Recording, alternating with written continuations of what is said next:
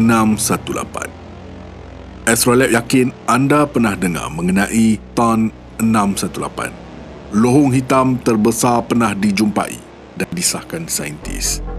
Kita akan mulakan perjalanan antara bintang untuk meneroka salah satu lohong hitam paling dahsyat yang pernah ditemui. Tan 618. Astrolab membawa anda lohong hitam gergasi Tananzila 618.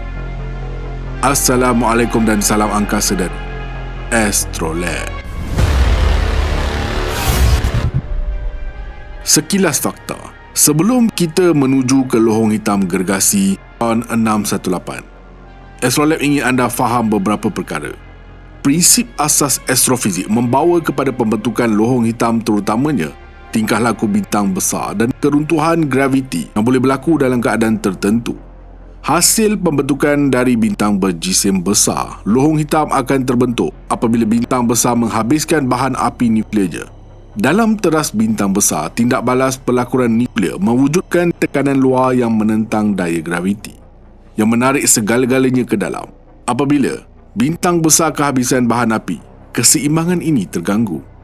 Daya graviti mengambil alih, menyebabkan teras bintang runtuh di bawah graviti yang sangat besar. Jika cukup besar, keruntuhan ini boleh mengakibatkan letupan supernova. Lapisan luar bintang diusir ke angkasa, meninggalkan teras yang runtuh. Jika jisim teras yang tinggal berada di atas ambang kritikal tertentu, kira-kira 2 hingga 3 kali jisim matahari, daya graviti menjadi begitu kuat sehingga tiada apa-apa pun walaupun cahaya boleh terlepas daripadanya. Jisim yang tertumpu pada teras ini dipercayai runtuh menjadi titik ketumpatan tak terhingga yang dikenali sebagai ketunggalan, dikelilingi oleh sempadan yang tidak kelihatan yang dipanggil ufuk peristiwa. Setelah terbentuk, lohong hitam dicirikan oleh jisim dan putarannya. Lohong hitam boleh dikelaskan sebagai lohong hitam jisim bintang dengan jisim beberapa kali ganda daripada matahari, atau lohong hitam supermasif yang terdapat di pusat kebanyakan galaksi dan mengandungi berjuta-juta atau berbilion kali ganda jisim matahari. Lohong hitam memainkan peranan penting dalam dinamik dan evolusi galaksi. Sebagai contoh, lohong hitam supermasif dianggap mempengaruhi pengedaran bintang dan gas dalam galaksi induk mereka. Proses bertenaga di sekitar lohong hitam, terutamanya quasar, nukleus galaksi aktif, boleh memberi kesan yang meluas pada persekitarannya. Walaupun kita mempunyai pemahaman teori yang baik tentang bagaimana lohong hitam terbentuk, sifat ketunggalan yang tepat di tengah-tengah lohong hitam masih menjadi topik penyelidikan yang berterusan dalam hukum asas fisik. Tan 618 terletak di Buruj Canes Venatici dan merupakan gergasi kosmik yang mencabar pemahaman kita tentang keunikan alam semesta. Raksasa kosmik terletak sejauh 375 juta tahun cahaya dari bumi. Tan 618 bukanlah lohong hitam yang biasa pernah anda ketahui. Ia dikategorikan sebagai lohong hitam supermasif, dicirikan oleh saiz yang membingungkan fikiran dan pengaruh graviti yang luar biasa. Untuk memahami saiz sebenar Tan 618, bayangkan lohong hitam dengan jisim bersamaan 66 bilion kali ganda matahari kita. Ya, 66 bilion jisim matahari kita. Ini menjadikan Tan 618 sebagai salah satu lohong hitam paling besar pernah wujud dan diperhatikan. Bagi meletakkannya dalam perspektif, saiznya menewaskan lohong hitam supermasif di tengah bima sakti kita, iaitu Sagittarius A, pada faktor yang menakjubkan. Mencari Tan 618 bukanlah sesuatu yang mudah. Ahli astronomi pada mulanya mengenal pasti lohong hitam besar ini melalui pemerhatian yang dibuat oleh Sloan Digital Sky Survey. Teleskop lanjutan seperti Balai Cerap Keck dan Very Long Baseline Array VLBA telah membenarkan para saintis menyelidiki lebih mendalam misteri yang mengelilingi Tan 618. Pemerhatian ini telah memberikan gambaran penting tentang sifat dan tingkah lakunya. Tan 618 bukan sebarang lohong hitam. Ia juga diklasifikasikan sebagai quasar. Quasar adalah objek yang sangat bertenaga dan bercahaya yang dikuasakan oleh pertambahan jirim ke dalam lohong hitam supermasif. Dalam kes Tan 618, jirim yang berpusing ke dalam lohong hitam melepaskan sejumlah besar tenaga menjadikannya bersinar sebagai salah satu objek paling terang di alam semesta. Apa yang menjadikan TON 618 lebih menarik ialah kecerahannya. Gergasi kosmik ini mengatasi keseluruhan galaksi, memancarkan tenaga yang setara dengan gabungan ribuan bima sakti. Sumber kilauan luar biasa ini masih menjadi topik penyelidikan berterusan. Tetapi saintis percaya ia dikaitkan dengan cakra pertambahan, jisim gas dan debuan yang berputar ke dalam lohong hitam. Apabila kita menghampiri TON 618, kita memasuki suatu keadaan yang melampau. Daya graviti berhampiran lohong hitam supermasif ini sangat kuat sehingga ia meledingkan ruang dan masa, mencipta fenomena seperti kanta graviti. Masa itu sendiri terjejas, mengalami pelebaran yang ketara seperti yang diramalkan melalui teori kenisbian Einstein.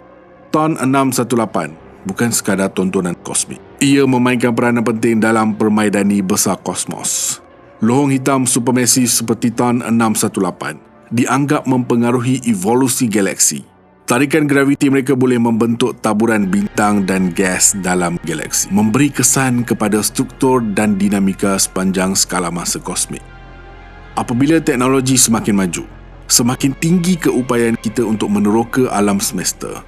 Misi angkasa lepas dan teleskop yang lebih berkuasa seperti teleskop angkasa James Webb berupaya untuk mendedahkan rahsia lanjut TON 618. Para saintis tidak sabar untuk memahami selok-belok gergasi kosmik ini dan bagaimana ia sesuai dengan naratif kosmos yang lebih luas. Adakah terdapat lohong hitam yang lebih besar dari TON 618? Ya, mungkin wujud lohong hitam dengan saiz yang luar biasa, akan tetapi belum ada sebarang pencabar bagi lohong hitam ini. Selama bertahun-tahun, anda telah mendengar fakta mengenai lohong hitam, memahami sedikit sebanyak mengenainya dan menimbulkan rasa ingin tahu apa fungsi sebenar lohong hitam. Astrolab akan memberitahu anda beberapa fakta menarik mengenai lohong hitam yang anda tidak pernah dengar selama ini. Yang pertama, lohong hitam mempunyai rerambut.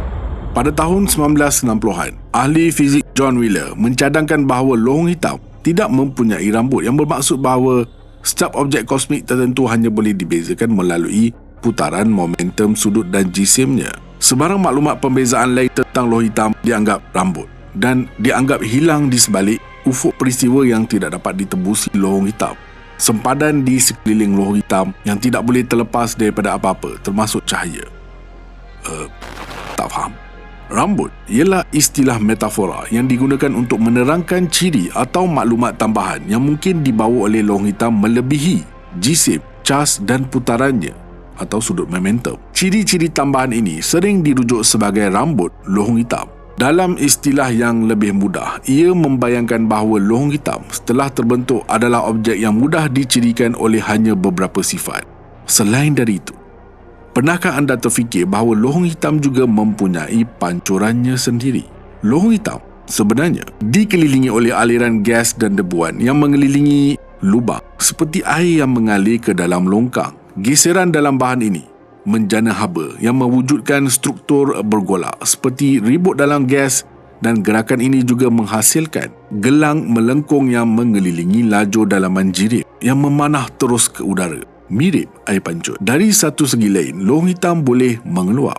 Mekanik kuantum menyediakan cara lain bagi zarah untuk melepaskan diri dari lohong hitam. Menurut teori, sepasang zarah subatom sentiasa berkedip masuk dan keluar dari kewujudan ufuk peristiwa lohong hitam. Fenomena radiasi Hawking sebenarnya boleh menyebabkan lohong hitam mengecut dan akhirnya menjejak dalam jangka masa yang lama. Ini membawa kepada salah satu permasalahan radiasi Hawking, iaitu adakah terdapat dinding-dinding api di sekeliling lohong hitam itu sendiri. Zarah-zarah subatom yang dihasilkan oleh sinaran ini terjerat, bermakna apa yang berlaku kepada salah satu akan segera dirasai oleh yang lain.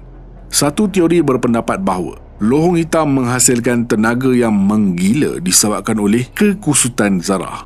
Hasil yang mengikut hukum mekanik kuantum akan menghasilkan dinding api yang bergelora. Satu lagi fakta menarik. Lohong hitam boleh menjadi jirim gelap. Tidak lama selepas dentuman besar, alam semesta sepatutnya menghasilkan banyak lohong hitam kecil. Oleh kerana ciri-ciri ini adalah objek besar yang tidak mengeluarkan cahaya, sesetengah ahli fizik telah menjangkakan bahawa lohong hitam primordial ini boleh menyumbang kepada jirim gelap bahan misteri yang membentuk sebahagian besar jirim dalam kosmos. Tetapi idea tersebut bersifat kontroversi memandangkan data dari Balai Cerak Gelombang Graviti Laser Interferometer atau LIGO telah menolak alam semesta yang dipenuhi dengan banyak lohong hitam yang sangat kecil. Berkemungkinan lohong hitam bersaiz sederhana masih bersembunyi di luar sana.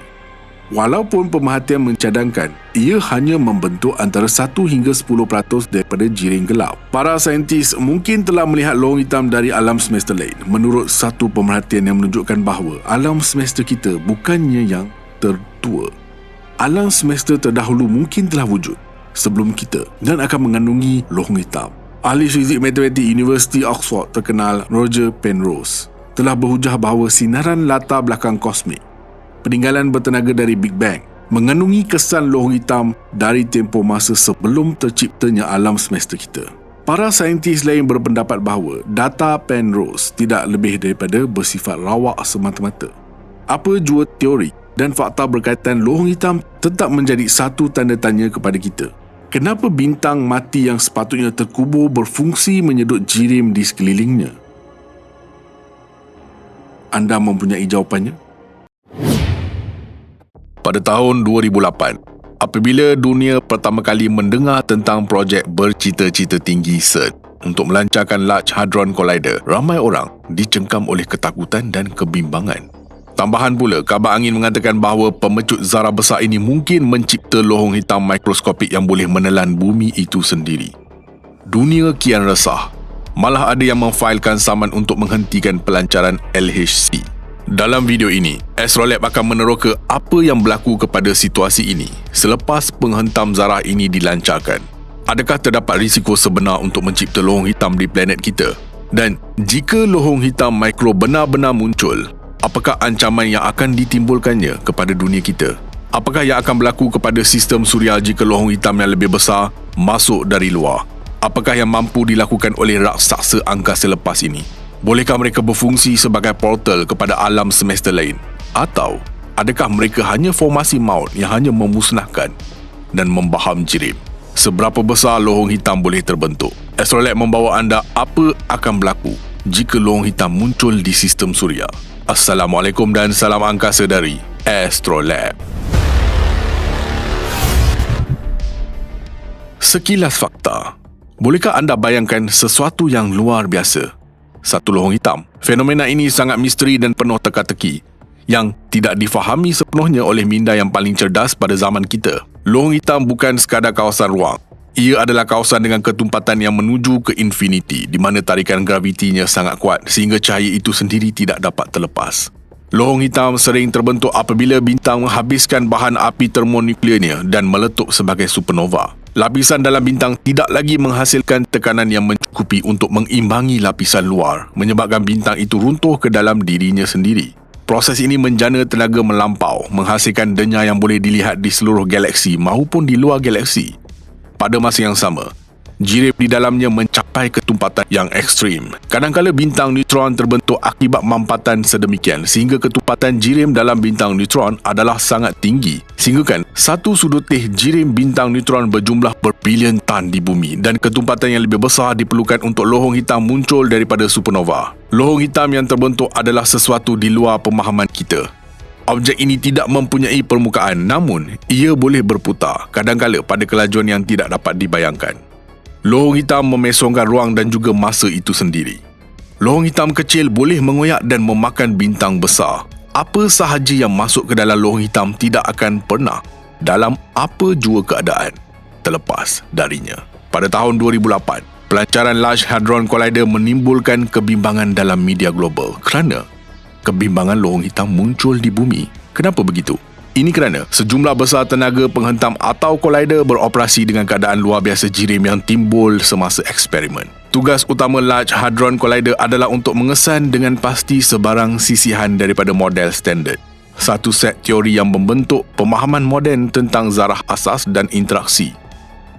Untuk proses ini, kita perlu mendalami zarah asas berbanding sebelum ini dan itulah sebabnya LHC memerlukan tenaga yang cukup besar. Walau bagaimanapun, kebimbangan ini terbukti tidak berasas dan collider telah beroperasi selama lebih 15 tahun. Bagi lohong hitam, kita mungkin tidak perlu risau tentang pembentukannya di bumi. Walau bagaimanapun adalah menarik untuk mempertimbangkan sama ada mungkin loh hitam boleh muncul di bumi. Cuba kita fikir sejenak, sebarang objek termasuk anda dan Astrolab sendiri serta segala-galanya di sekeliling kita berpotensi menjadi lohong hitam. Untuk mencapai matlamat ini, kita mesti memampatkannya ke dalam jejari graviti, ambang di mana objek bertukar menjadi lohong hitam. Jejari sedemikian boleh dikira untuk mana-mana objek angkasa di alam semesta. Apa yang menariknya, jejari graviti objek biasa adalah kecil berbanding saiz sebenar mereka. Untuk bumi, hanya 0.887 cm atau 0.35 inci. Sekarang, mari kita fikirkan tentang perkara ini untuk menjadikan bumi sebagai lohong hitam. Seseorang itu perlu memampatkannya kepada saiz kacang dan mencipta lohong hitam mikro dalam collider yang berbahaya dari jauh. Anda perlu berkumpul di satu tempat di mana jisim setanding dengan bulan. Tahap kecerdasan manusia jauh daripada mempunyai keupayaan sedemikian, tetapi jom kita lakukan percubaan pemikiran pula. Bayangkan lohong hitam sebesar kacang muncul di bumi tanpa mengira asal-usulnya. Baiklah, katakan para saintis masa depan mencipta super collider dan apa yang akan berlaku seterusnya. Secara ringkas, tiada apa yang baik akan datang daripadanya. Satu senario yang mungkin adalah bahawa lohong hitam akan segera menyelam ke dalam planet kita dan bergerak ke arah terasnya, kira-kira pada kelajuan objek jatuh bebas. Ia akan menyerap bahan sekeliling dalam perjalanannya, tetapi ini tidak akan menjadi isu utama berbanding dengan pergolakan graviti yang dahsyat yang dicipta oleh gabungan graviti lohong hitam dan planet yang runtuh. Planet kita akan musnah dan kemudian lohong hitam perlahan-lahan akan memakan sisanya. Setelah sekian lama, sistem ini mungkin stabil membentuk sesuatu seperti donat, serupa dengan gegelang Zuhal tetapi dengan lohong hitam di tengah-tengahnya. Cuba kita fikir di luar kotak fikiran. Bayangkan lohong hitam tulen, bukan tiruan dan bukan mikroskopik yang muncul dalam sistem suria kita. Anda mungkin tertanya, bagaimana ini boleh berlaku? Jawapannya terletak pada hipotesis lohong hitam yang mengembara.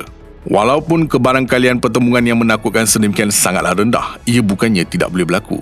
Jadi apa yang akan berlaku kepada sistem suria jika lohong hitam yang mengembara memasukinya? Hasilnya bergantung kepada beberapa faktor. Jisim lohong hitam, trajektori dan hal lajunya.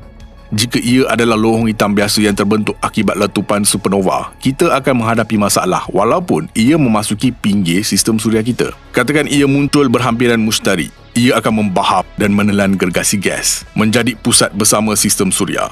Malah ia akan menjadi lebih besar daripada matahari. Sungguh menakutkan untuk membayangkan kesan ke atas orbit planet dan matahari itu sendiri. Keharmonian semasa dan gerakan yang disegerakan akan tetapi akan tiba-tiba hilang keseimbangan dengan cara yang paling huru-hara. Dan bagaimana dengan bumi? Adakah ia terbakar apabila terlalu dekat dengan matahari atau berlanggar dengan planet marih? Atau mungkin anda terpelanting ke angkasa lepas? Semua senario adalah mengerikan dan hasil positif adalah hampir mustahil. Baiklah, kini kita sudah tahu tentang kuasa besar lohong hitam untuk menyerap segala sesuatu jirim. Tetapi apa yang ada di dalam lohong hitam? Apa yang berlaku kepada jirim itu sebaik sahaja ia masuk? Belum ada jawapan yang pasti dan mungkin tidak ada jawapan untuk masa yang lama. Isunya bukan sekadar jarak yang menjangkau ribuan tahun cahaya. Masalahnya juga terletak pada hakikat bahawa sebarang mesin penyelidikan yang dihantar ke sana akan hilang begitu sahaja tanpa jejak. Bukan sahaja ia tidak akan kembali, tetapi ia juga tidak akan dapat menghantar sebarang isyarat walaupun satu kuantum. Dan sudah tentu, tiada siapa yang akan menghantar manusia ke dalam lohong hitam. Ini berkemungkinan akan sentiasa kekal sebagai subjek science fiction dan eksperimen pemikiran. Tetapi jika peristiwa ini benar-benar berlaku, mengapa kita tak lakukan eksperimen itu sekarang? Apakah perasaan atau situasi seseorang jika mereka jatuh ke dalam lohong hitam? Apabila seseorang menghampiri lohong hitam, pandangan mereka akan menjadi semakin gelap. Pada satu ketika, pengembara ini akan mencapai sfera foton. Ini adalah orbit unik di mana foton cahaya belum lagi jatuh ke dalam lohong hitam. Tetapi mereka juga tidak dapat melepaskan diri dari cengkaman gravitinya, lantas bergerak dalam bulatan. Jika mereka dapat bertahan pada tahap sfera foton, angkasawan malang yang jatuh ke dalam lohong hitam akan terkejut melihat belakang kepala mereka sendiri. Ini kerana foton cahaya yang dipantulkan dari belakang kepala mereka akan mengorbit lohong hitam dan memantul terus ke mata angkasawan. Seterusnya ialah ufuk peristiwa, titik yang tidak dapat kembali. Angkasawan yang bergerak ke arah ketunggalan. tempat di tengah-tengah lohong hitam di mana ketumpatan jirim menjadi tidak terhingga. Malah hukum fizik berubah dengan begitu banyak sekali sehingga masa dan ruang menjadi sesuatu yang berbeza sama sekali. Angkasawan akan melihat bahawa alam semesta di belakang mereka seolah-olah menguncup, akhirnya berubah menjadi satu titik. Bukan itu sahaja, pada satu ketika, orang itu akan mula berasa sakit. Apabila angkasawan semakin hampir dengan pusat black hole, daya pasang surut akan semakin menjejaskan badan mereka. Sebagai contoh, jika seseorang jatuh kaki terlebih dahulu, kaki mereka akan tertarik ke pusat dengan lebih kuat daripada kepala mereka. Badan akan mula meregang. Kesan ini akan seragam di seluruh badan. Badan meregang sama seperti spaghetti. Proses ini sebenarnya agak menyeramkan. Malah telah dicipta istilah saintifik untuknya yang dipanggil spaghettifikasi. Angkasawan yang malang itu akan mati lama sebelum mencapai titik ketunggalan. Dalam jenis lohong hitam yang jarang ditemui, akan ada peluang untuk hidup sehingga saat itu dan secara peribadi merasakan apa yang dimaksudkan untuk memasuki pusat lohong hitam. Kemungkinan besar ini akan menjadi perkara terakhir yang akan dialami oleh penguji sedemikian. Tiada siapa yang benar-benar tahu apa itu ketunggalan dan bagaimana ia akan menjejaskan badan angkasawan. Ia mungkin akan dimusnahkan dengan cara yang paling kejam, terkoyak dan kemudian dipecahkan kepada molekul. Walau bagaimanapun, terdapat hipotesis bahawa lohong hitam sebenarnya boleh berfungsi sebagai portal dalam ruang dan masa. Menariknya, hipotesis ini sesuai dengan hukum fizik dan tidak langsung bercanggah dengannya.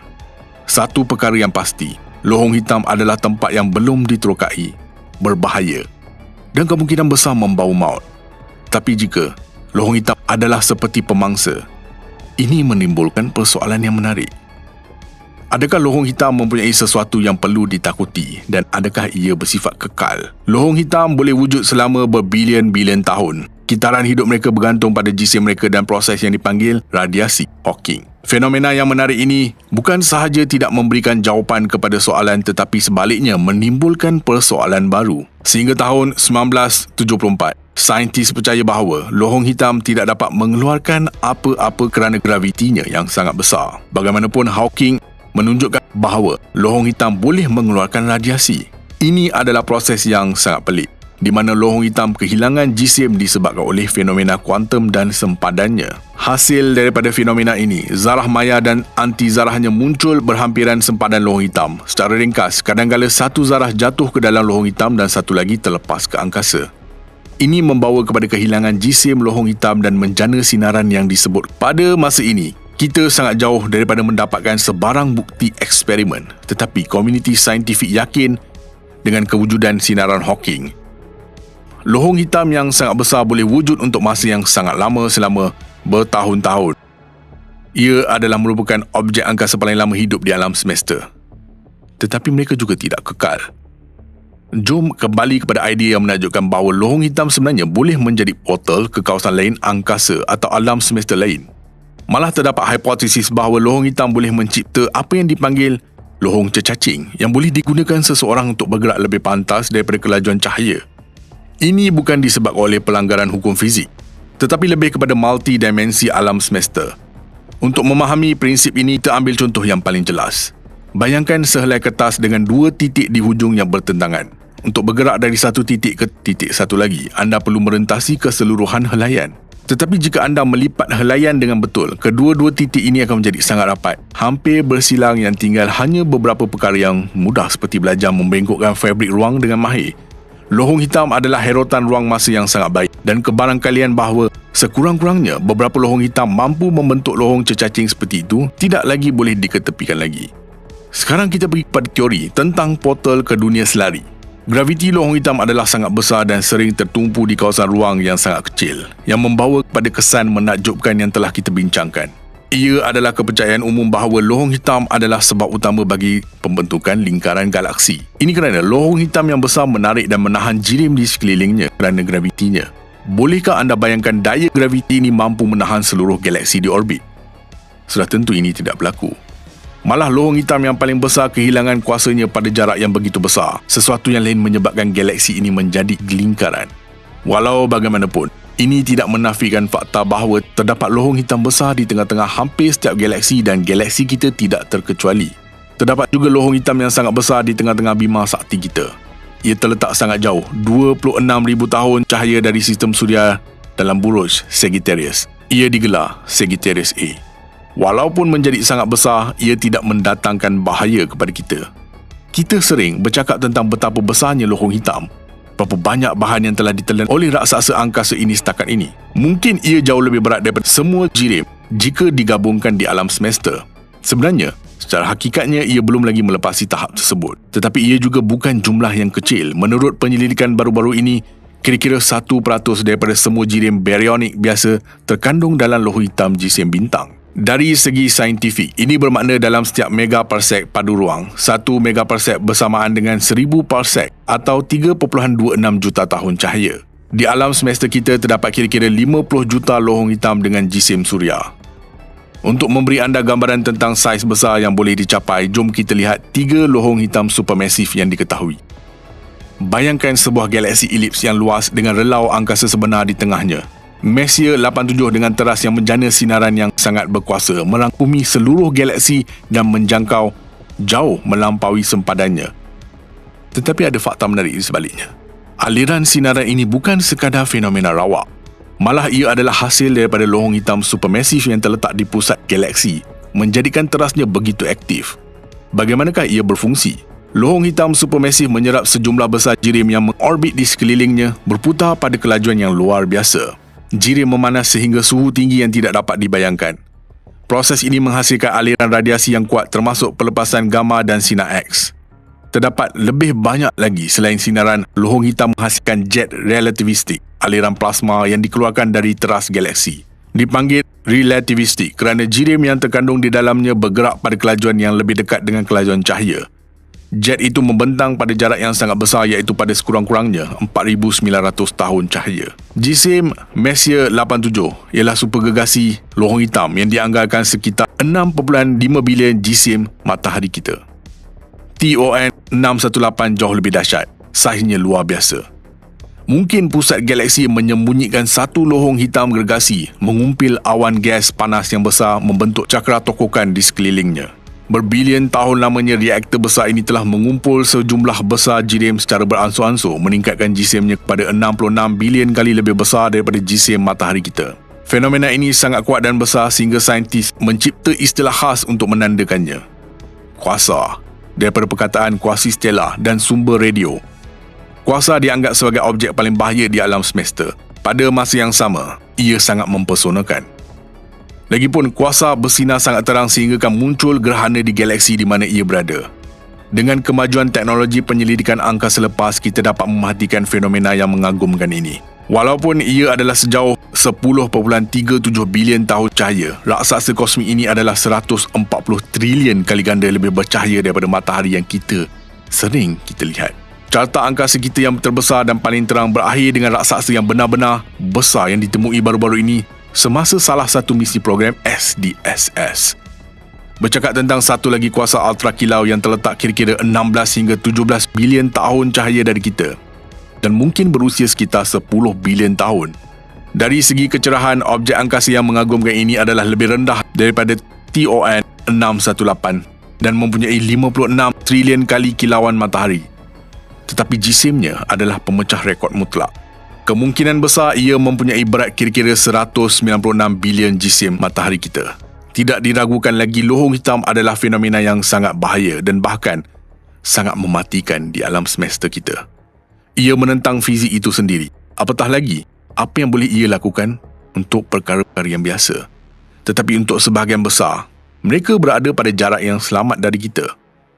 Kita dengan tenang dapat memerhati dan kaji raksasa ini bagi memahami lebih banyak rahsia alam semesta yang menakjubkan. Apa pendapat anda?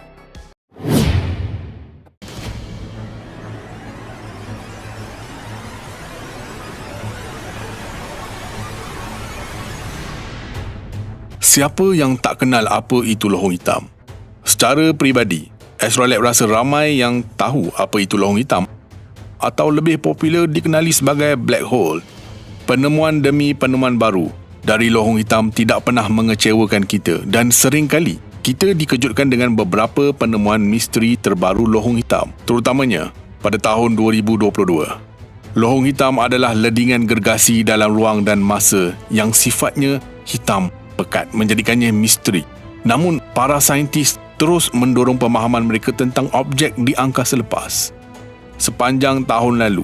Ahli astronomi telah mengumpul pandangan baru tentang lohong hitam di seluruh alam semesta.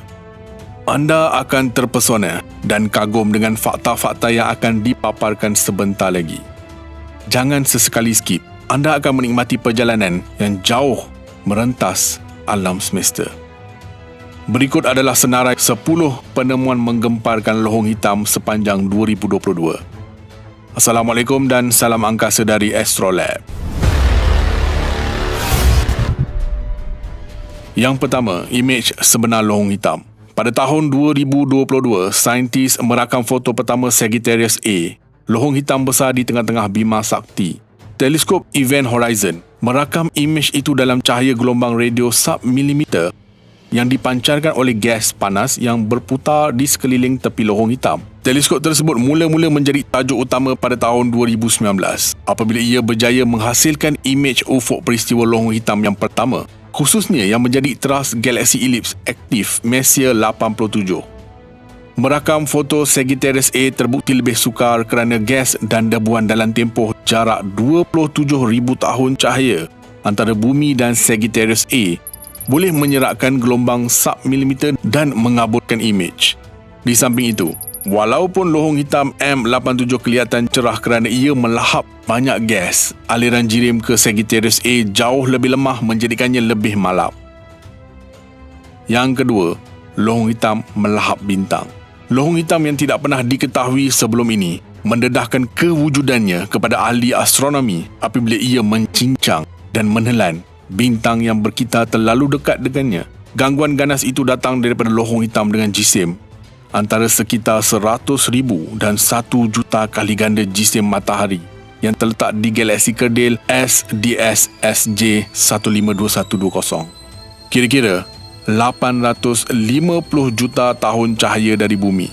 Bencana ganas angkasa ini ialah kejadian yang dipanggil Tidal Disruption Event, meletuskan suasinaran yang begitu kuat sehingga ia mengatasi setiap bintang dalam gabungan galaksinya. Ahli astronomi sebelum ini menggunakan TDE untuk mengukur jisim lohong hitam supermasif, berjuta-juta hingga berbilion kali ganda jisim suria.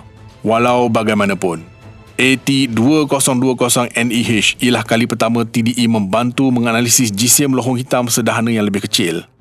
Yang ketiga, lohong hitam paling dekat.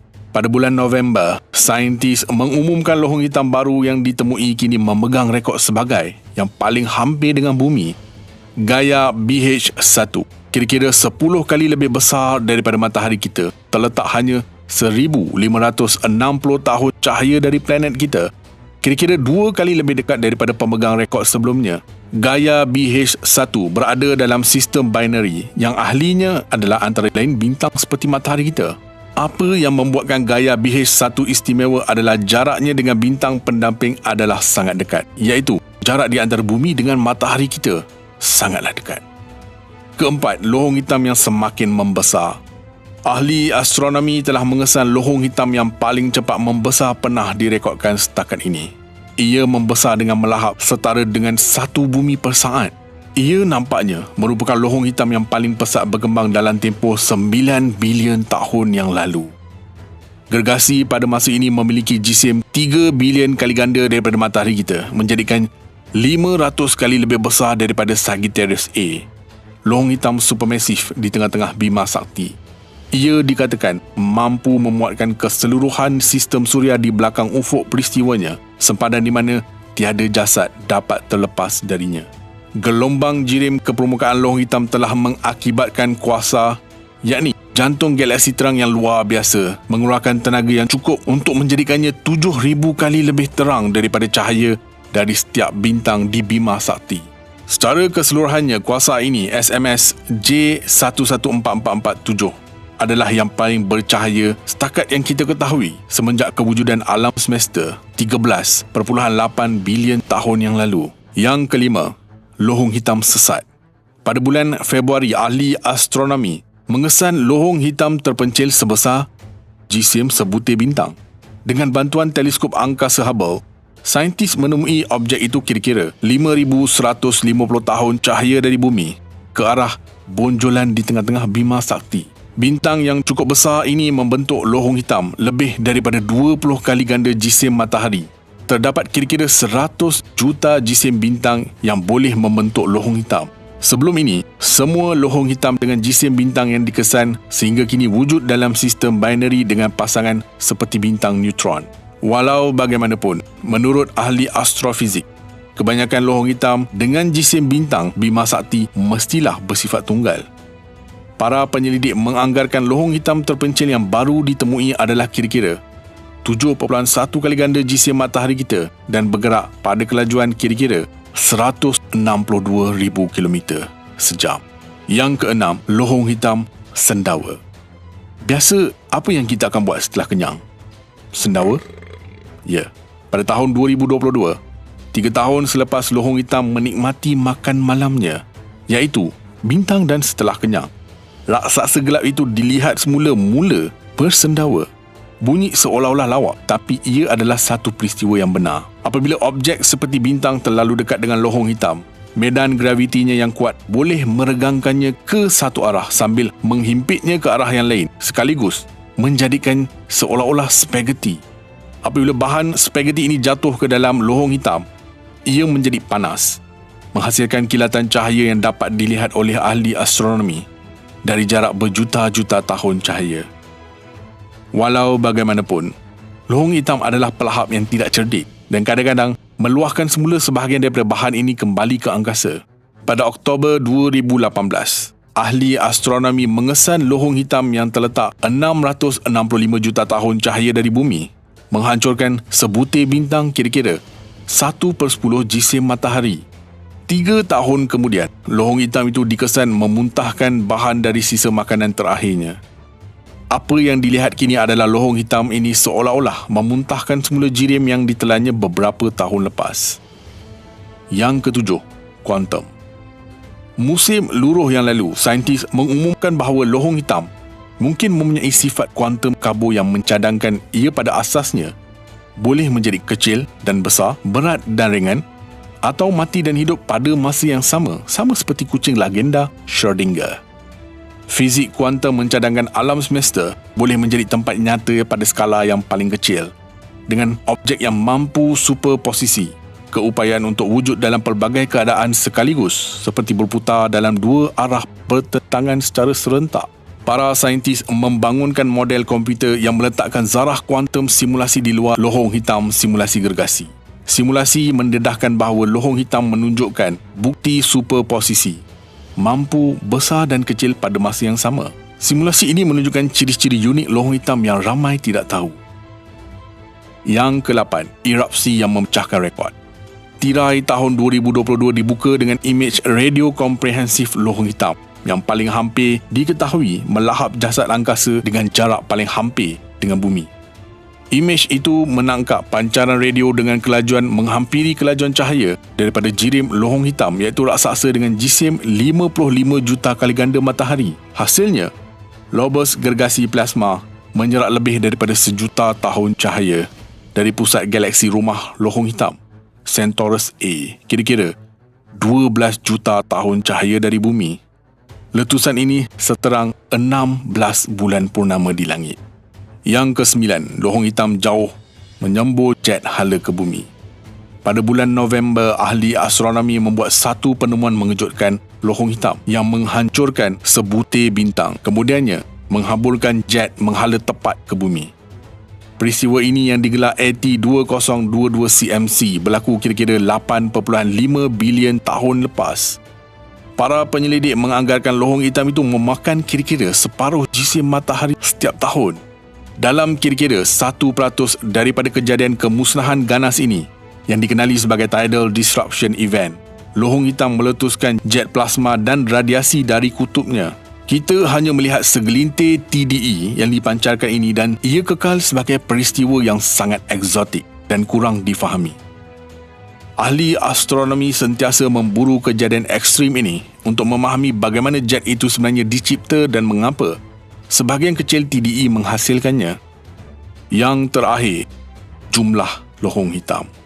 terdapat 40 kuintilion lohong hitam setara dengan jisim sebutir bintang yang kesemuanya membentuk 1% daripada jirim normal alam semesta, iaitu 4, diikuti dengan 19 digit kosong. Dengan menganalisis evolusi bintang di alam semesta, penyelidik menganggarkan kekerapan bintang berubah menjadi lohong hitam dengan jisim di antara 5 hingga 10 kali ganda matahari kita.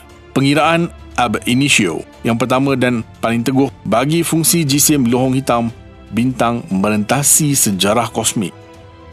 Kita dah tentu tertanya-tanya, apa fungsi sebenar lohong hitam dan kenapa ia wujud? Astrolab perlukan bantuan anda bagi menyatakan pendapat anda mengenai black hole.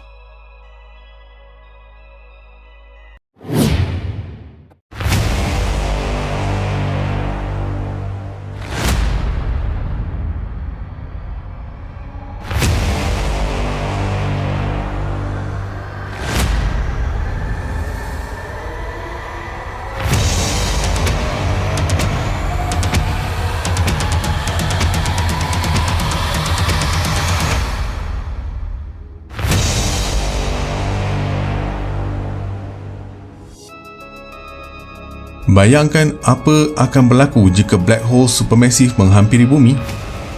Apa yang akan berlaku kepada bumi? Apa yang akan terjadi pada kita? Dan apa yang akan terjadi kepada matahari?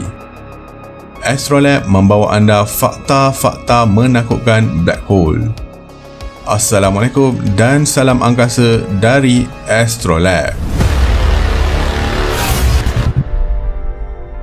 Sekilas fakta, black hole atau lohong hitam adalah objek astronomi dengan tarikan graviti yang sangat kuat sehinggakan cahaya gagal melepasinya. Dalam bahasa mudah, lohong hitam asalnya ialah sebuah bintang. Ketika hayatnya, bintang ini sangat besar. Hanya bintang dengan saiz dan jisim besar sahaja akan menjadi lohong hitam. Apabila ia sampai ke penghujung hayatnya, ia akan meletup manakala bahagian terasnya akan dimampatkan dengan begitu dahsyat sehinggakan gravitinya menjadi begitu kuat hinggakan menarik kembali cahaya yang dikeluarkan darinya. Bagaimana bintang lahir dan terbentuk?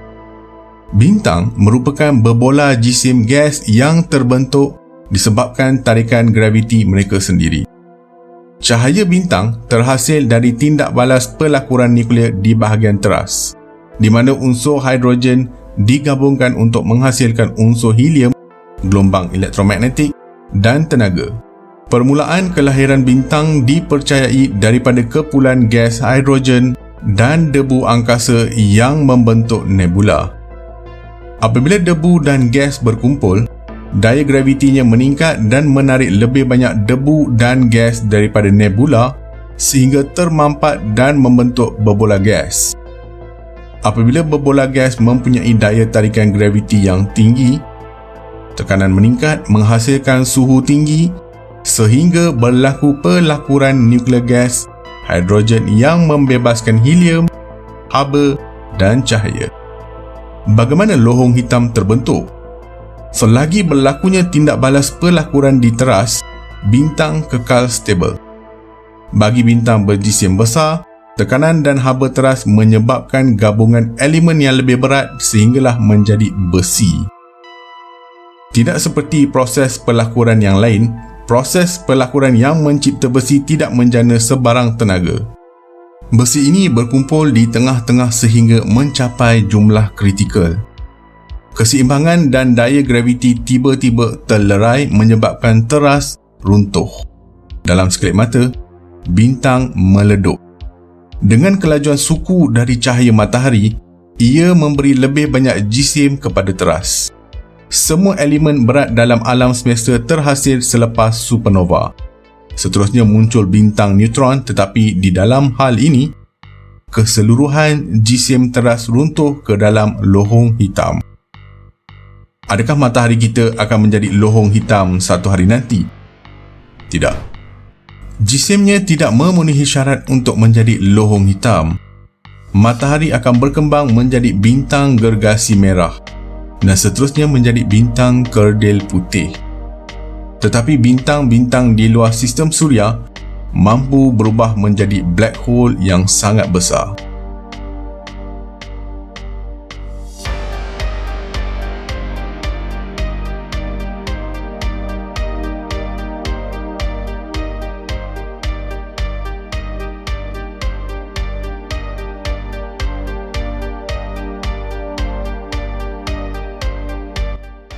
Sistem suria mempunyai 8 buah planet, ratusan bulan, ratusan ribu asteroid dan berbilion komet yang mengorbit matahari. Dan tidak pernah walau sekalipun lohong hitam mengganggu rutin planet kita. Tetapi bagaimana jika ia berlaku? Adakah tetamu yang tidak diundang ini akan menelan segala yang melalui sistem suria? Atau adakah ia mengganggu orbit bumi? Lohong hitam sebenarnya bukannya lubang. Ia adalah sebahagian jirim yang telah dimampatkan ke ruang yang sangat kecil. Mampatan dahsyat ini memberi mereka tarikan graviti yang sangat kuat. Cahaya pun tidak dapat melepaskan diri dari genggaman lohong hitam. Dan jika anda terlalu dekat dengan lohong hitam, anda sendiri akan dicarik seperti roti canai sehingga menjadi satu titik kecil yang mampat. Sejauh mana malapetaka satu lohong hitam akan melanda sistem suria bergantung kepada saiz lohong hitam itu dan jaraknya dengan sistem suria. Lohong hitam gergasi mampu bergerak sepantas separuh kelajuan cahaya. Sekiranya kita bercakap mengenai lohong hitam supermassive seperti di tengah galaksi Bima Sakti kita, peluang kita hidup adalah tipis. Raksasa sebesar itu akan memberi kita masalah besar walau jaraknya masih beberapa tahun cahaya dari kita. Kemungkinan lohong hitam supermassive mempunyai bintang-bintang, planet-planet, asteroid dan komet yang mengorbit di sekitarnya. Kesemua serpihan yang diambil oleh lohong hitam supermassive dalam perjalanannya ke angkasa akan membedil sistem suria kita seperti pesawat pengebom. Kemudian lohong hitam raksasa itu akan menarik reja-reja angkasa di orbit sekelilingnya. Pada saat ini, bumi ditimpa malapetaka angkasa dengan hentaman objek sebesar planet. Apa berlaku jika lohong hitam najam dengan jisim 20 kali ganda dari matahari menghampiri bumi? Ini adalah lohong hitam 20 kali lebih besar daripada matahari kita. Sekiranya lohong hitam seperti ini sampai ke bahagian luar sistem suria, ia akan menyebabkan kekacauan graviti di awan Oort, kawasan objek seperti ais dan komet. Lohong hitam yang luar biasa akan melemparkan lebih banyak komet dan asteroid ke dalam lingkungan sistem suria di mana ianya dapat membedil planet-planet. Bumi mungkin juga akan mendapat tempias bedilan ini. Tetapi itu hanya satu permulaan sebelum bermulanya kebinasaan. Ketika lohong hitam melintasi sistem suria, ia akan mengganggu semua orbit planet di dalamnya. Kemungkinan penyusup sistem suria ini akan menjerat planet terbesar dalam sistem kita iaitu Mushtari. Lohong hitam akan menarik semua gas dari planet gergasi, mengubahnya menjadi cakera panas yang berpusing. Ia akan terus menarik sehingga memakan Mushtari sepenuhnya. Apa yang akan terjadi pada planet kita ketika ini? Lohong hitam akan mula mempengaruhi kita walaupun sejauh orbit Pluto. Pertama, ia menarik kita keluar dari zon Goldilocks. Dan kita sebagai manusia mungkin belum bersedia untuk menyesuaikan diri dengan perubahan ini. Keadaan manusia akan menjadi huru-hara kerana masing-masing sibuk menyelamatkan diri. Ketika lubang hitam menghampiri bumi, ia akan menyebabkan keretakan kerak bumi. Kita akan melihat gempa bumi dan letusan gunung berapi yang melampau. Pasang surut laut akan berubah dan bergoncang seolah-olah disedot oleh langit. Pada saat lohong hitam melintasi orbit bumi, tidak akan ada hidupan dari planet kita melainkan permukaan panas yang dipenuhi magma. mungkin bumi akan tersembul keluar dari sistem suria.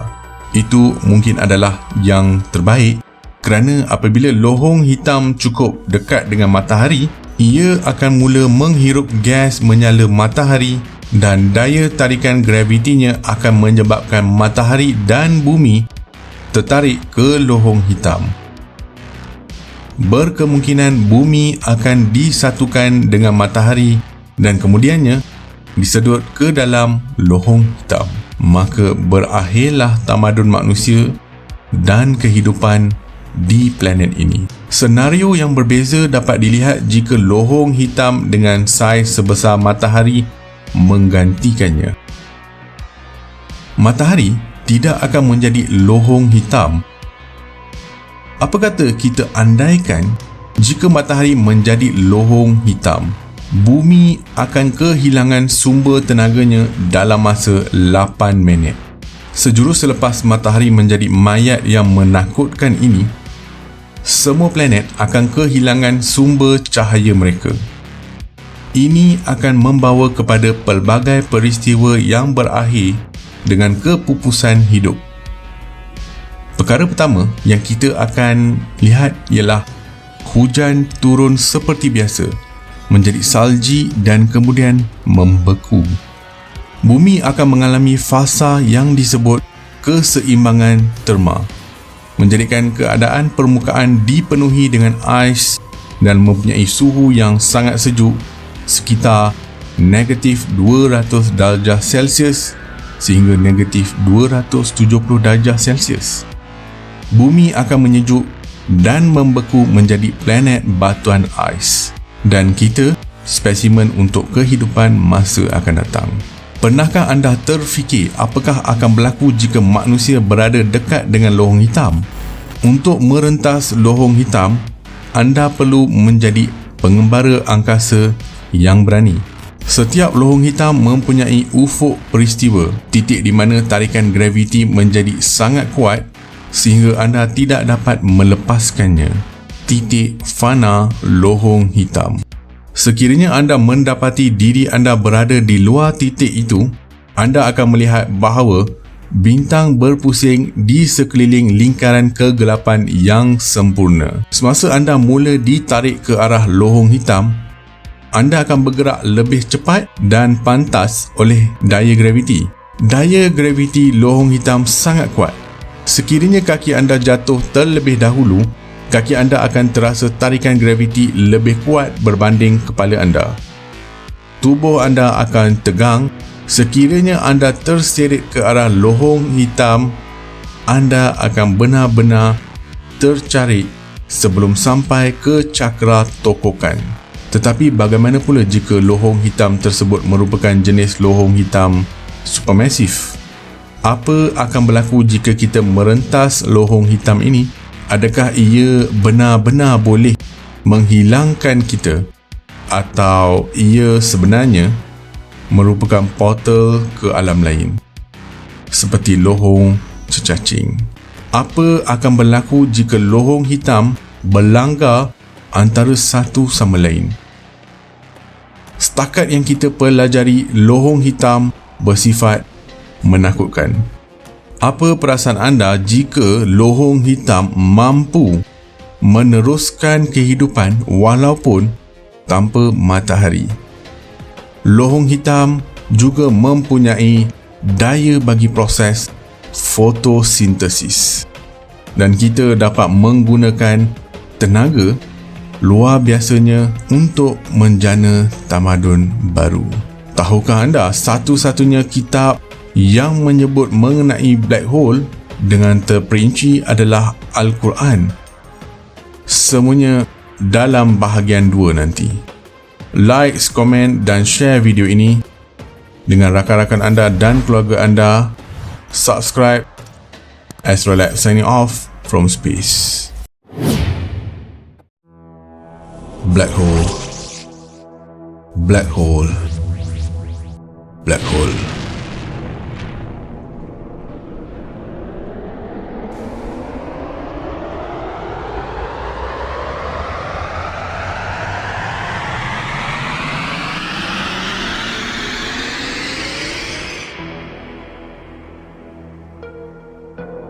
lohong hitam kekal sebagai topik sains yang sangat misteri hingga hari ini.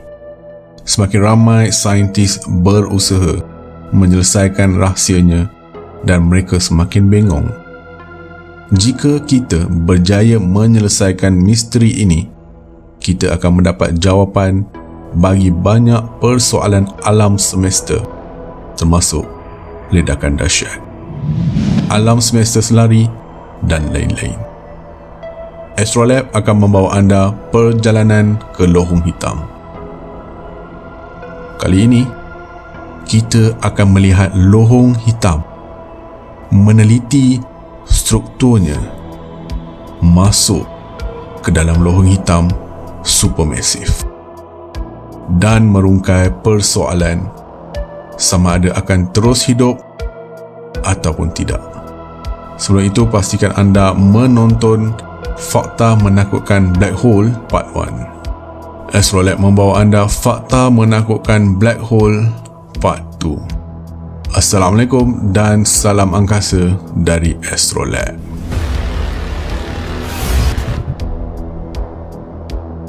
Sekilas fakta, definisi paling mudah untuk lohong hitam adalah objek yang begitu padat sehingga cahaya pun tidak dapat keluar dari permukaannya. Tetapi, bagaimana ia berlaku? Konsep lohong hitam dapat difahami dengan memikirkan seberapa cepat sesuatu yang perlu bergerak untuk melepaskan diri dari graviti objek lain.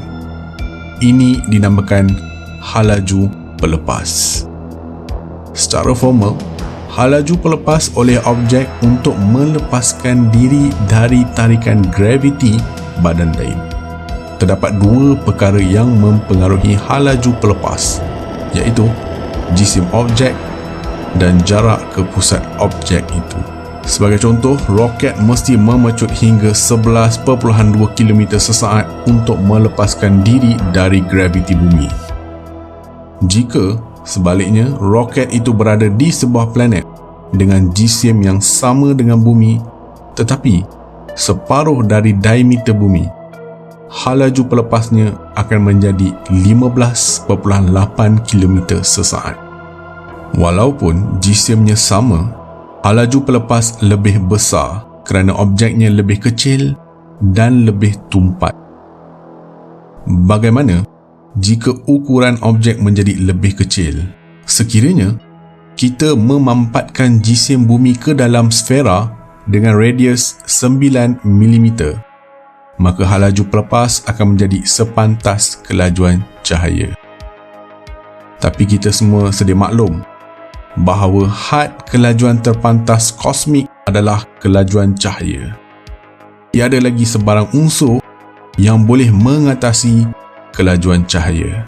Jadi, ianya mustahil untuk melepaskan diri dari lingkaran kecil itu.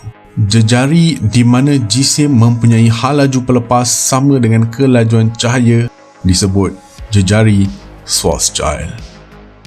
Mana-mana objek yang lebih kecil daripada jejari Schwarzschild adalah sebuah lohong hitam. Mari kita lihat struktur lohong hitam. Terdapat dua bahagian asas untuk lohong hitam: ketunggalan dan ufuk peristiwa. Ufuk peristiwa adalah titik fana sekitar lohong hitam. Ia bukan satu permukaan fizikal tetapi sfera yang mengelilingi lohong hitam yang menandakan halaju pelepas sama dengan kelajuan cahaya. Satu perkara mengenai ufuk peristiwa, setelah sesuatu jirim berada di dalamnya, jirim itu akan jatuh ke pusat. Dengan graviti yang kuat, jirim ini hanya sedikit, jumlah yang sangat kecil dengan ketumpatan yang sangat besar. Titik itu disebut ketunggalan. Ia sangat kecil, jadi pada dasarnya mempunyai ketumpatan yang tidak terhingga. Kemungkinan hukum fizik merosot pada titik ketunggalannya. Para saintis masih berusaha untuk memahami pusat lohong hitam ini. Jika anda seorang angkasawan Apa akan anda lihat jika anda menghampiri black hole? Boleh lihat apa yang ada di seberang lohong hitam? Saintis berpendapat kita boleh melihat lohong hitam jika kita berjaya mengubah lengkungan masa dan ruang. Tahukah anda, lohong hitam supermassive di pusat Bima Sakti dikenali sebagai Sagittarius A. Lohong hitam ini terletak kira-kira 25,800 tahun cahaya dari bumi. Diameternya kira-kira 44 juta kilometer, iaitu bersamaan dengan 168 buah planet mustari yang disusun sebaris. Jisimnya kira-kira 4.2 juta kali ganda dari bumi. Apa yang akan berlaku jika kita masuk ke lohong hitam supermassive? Kemas barang anda dan bersedia mengembara ke lohong hitam supermassive.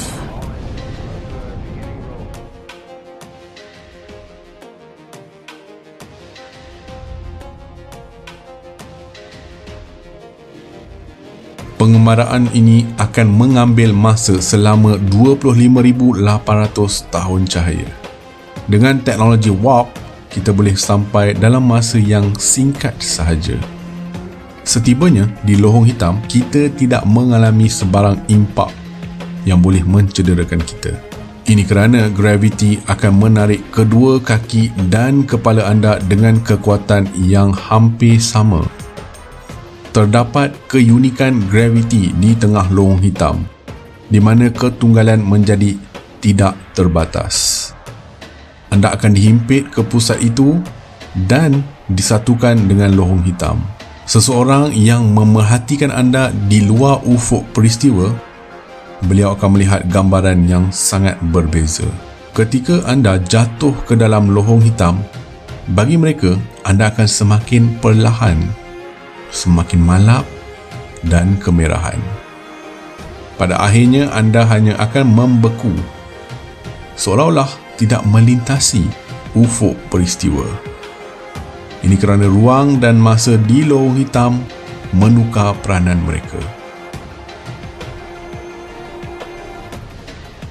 Di ufuk peristiwa, masa terhenti, sementara ruang sebaliknya bergerak ke hadapan. Anda tidak akan dapat berpusing dan melepaskan diri dari lohong hitam. Walaupun lohong hitam tidak memancarkan cahaya, ia menarik banyak bintang. Pemandangan kapal angkasa akan bertukar menjadi pesta cahaya. Menurut Stephen Hawking, akan ada radiasi juga. Ia juga akan menjadi sangat panas. Lohong hitam membeku sejuk di bahagian dalam. Suhu dalaman beberapa lohong boleh turun di bawah sifar mutlak. Tetapi di luar, lohong hitam mempunyai zarah-zarah neutrino yang saling bertembung dan memanaskan persekitarannya secara radioaktif hingga berjuta-juta darjah Celsius. Ini adalah bahagian di mana anda akan dipanggang sepenuhnya. Sebelum itu, awan radiasi Hawking akan membentuk medan magnet, membuang serpihan di sekitar pada kelajuan cahaya. Seberapa jauh anda boleh sampai ke lohong hitam? Mari kita lihat. Jarak antara ufuk peristiwa dan ketunggalannya disebut sebagai jejari Schwarzschild menentukan ukuran ufuk peristiwa. Batas di mana anda tidak akan terkesan dengan lohong hitam selagi anda berada di seberang. Tetapi, jika anda ingin memerhatikan dari orbit yang stabil, lebih baik anda tinggal pada jarak 3 kali jarak jejari Schwarzschild. Walaupun lohong hitam akhirnya mati, mengeluarkan semua partikel zarah yang telah diserapnya, termasuk badan anda, mustahil untuk mengetahui sama ada zarah-zarah itu adalah diri anda. Walau bagaimanapun, Stephen Hawking menemui cara di mana maklumat mengenai badan anda tidak akan hilang. Teorinya mengaitkan bahawa wujud alam semesta alternatif dengan sejarah yang berbeza. Ini bermaksud dalam satu kenyataan anda jatuh ke dalam lohong hitam. Dan yang kedua, tidak ada lohong hitam. Tidak dapat dipastikan dari luar ufuk peristiwa sama ada terdapat lohong hitam ataupun tidak. Sekiranya anda melintasi ufuk peristiwa dan menemui lohong hitam, ini bermakna anda akan dironyok dan keluar menjadi partikel arus jet. Tetapi jika lohong hitam tidak wujud, kemungkinan anda masih hidup dan berada pada alam semesta yang berbeza, di mana realiti terbahagi kepada dua. Kemungkinan anda akan meneroka sistem planetari yang baru. Tiada jalan pulang. Jika anda melepasi titik tunggal ini dan hidup, kemungkinan lohong hitam masih berada di belakang anda. Untuk meneruskan hidup, anda perlu mendarat ke planet baru. Black hole mungkin mempunyai 1 juta planet yang mengorbit berdekatannya dan berpotensi menyokong kehidupan seperti yang kita ketahui. Oleh kerana terdapat kehidupan hampir di mana terdapat air padanya, keadaan berbeza untuk bintang-bintang lain. Bagi contoh, sistem TRAPPIST-1 mempunyai 3 planet bersaiz bumi di dalam zon yang boleh dihuni. Sekiranya matahari diganti dengan lohong hitam 1,000,000 kali ganda jisimnya, 550 planet berjisim bumi dapat masuk ke dalam orbit sepusat yang stabil di zon yang dapat dihuni. Graviti lohong hitam supermassive akan menarik lebih kuat di sisi setiap planet yang lebih dekat dengan lohong hitam. Salah satu cara untuk mewujudkan zon yang dapat dihuni di sekitar lohong hitam supermassive ini adalah dengan meletakkan bintang di antaranya dan planet-planet. 9 bintang seperti matahari dengan jarak 0.5 astronomical unit dari black hole akan menjadikan setiap 550 planet mirip bumi berpotensi untuk dihuni. Planet dengan jarak paling hampir akan mengorbit setiap 1.6 hari, manakala luar planet dengan jarak jauh akan menyempurnakan orbit pada 4.6 hari. Jarak setiap planet bersamaan dengan 2 kali jarak bumi ke bulan. Pemandangan planet asing ini dengan 9 matahari akan kelihatan sangat menakjubkan. Setiap matahari akan mengorbit black hole pada kadar 3 jam sekali. Itu bermaksud bahawa setiap 20 minit cahaya matahari akan berlalu di belakang lohong hitam. Ketika matahari melewati lohong hitam, graviti lohong hitam membengkokkan cahaya dan dapat bertindak seperti lensa. Ia memfokuskan cahaya matahari ke arah planet-planet ini. Ini mengubah bentuk cahaya matahari menjadi bentuk cecincin. Tambahan pula, cahaya bintang akan diregangkan oleh graviti lohong hitam. Bintang yang lebih dekat dengan lohong hitam akan tampak lebih merah dan bintang yang lebih jauh dari lohong hitam akan kelihatan lebih biru. Dengan wujudnya cahaya matahari dan air, walaupun planet asing ini dekat dengan lohong hitam, manusia masih mampu mendiaminya dan hidup seperti biasa. Proses fotosintesis dapat berlaku dan aktiviti cucuk tanam dapat dijalankan. Alam semesta sangat unik dan menyimpan jutaan keajaiban dan misteri. Banyak lagi yang perlu diterokai oleh kita. Tak mungkin alam semesta ini wujud dengan sendiri. Penciptanya adalah Tuhan yang maha bijak.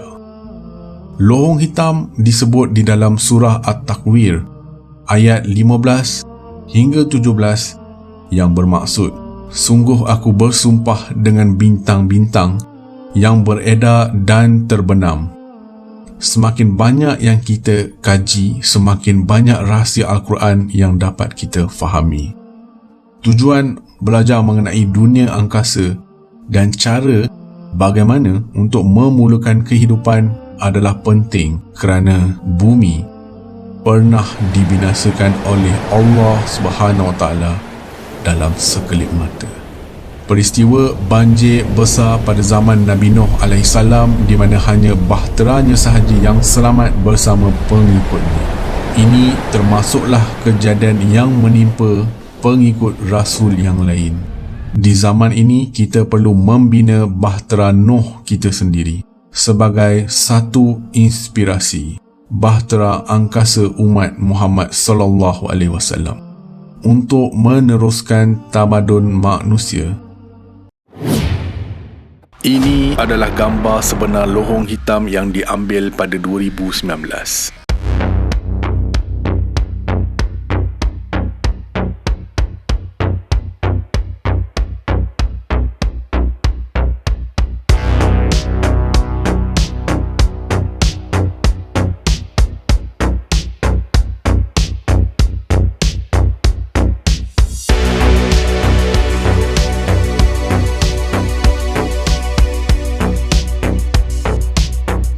Lohong hitam bukan lagi satu teori, akan tetapi fakta. Ekspedisi Eddington pada tahun 1919 mencatat sejarah dalam usaha meneroka sama ada graviti berupaya melenturkan cahaya. Ujian utama teori kenisbian Einstein. Dengan melihat gerhana matahari penuh, saintis menyimpulkan bahawa matahari telah mengubah laluan cahaya bintang seperti yang diramalkan, sekaligus menjadikan Einstein dan teorinya terkenal di seluruh dunia. Kini 1 abad kemudian, saintis telah pergi semula ke lokasi yang lebih terpencil yang tersebar di 4 benua. Mereka sekali lagi mengorak langkah kejayaan dunia astronomi dengan menguji teori yang sama dengan cara yang tidak pernah dibayangkan oleh Einstein. Kita akan mempelajari bagaimana saintis berjaya mencerap imej pertama lohong hitam, mencatatkan sejarah dari sebuah ramalan kepada fakta. Lohong hitam itu wujud dengan gambar asli yang berjaya dirakam. Sebelum tu, jangan lupa subscribe Astrolab dan on loceng notifikasi anda. Assalamualaikum dan salam angkasa dari Astrolab.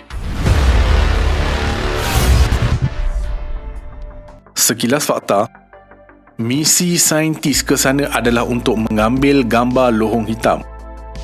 Cita-cita yang boleh dikatakan mustahil untuk digapai.